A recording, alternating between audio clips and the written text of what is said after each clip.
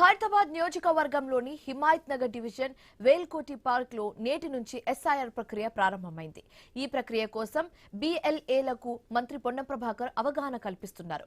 ఒక్క ఓట్ కూడా తొలగించకుండా కాంగ్రెస్ పార్టీ బాధ్యత తీసుకుందని మంత్రి పొన్నం ప్రభాకర్ అన్నారు.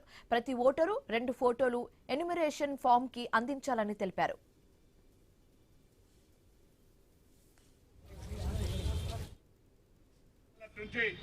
జూలై 24 దాకా ప్రతి కార్యకర్త వాళ్ళు ఉండే ప్రాంతం లోపల ఓటర్ల సవరణలో భాగస్వాములు కావాలి.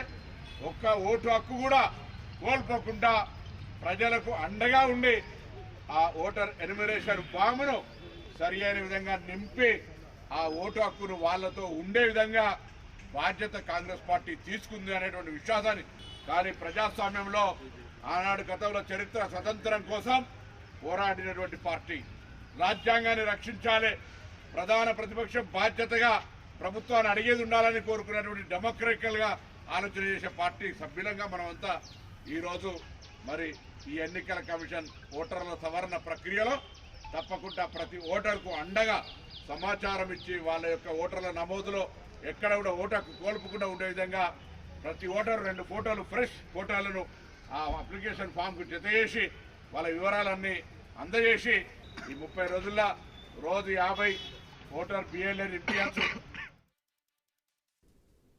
డబ్బు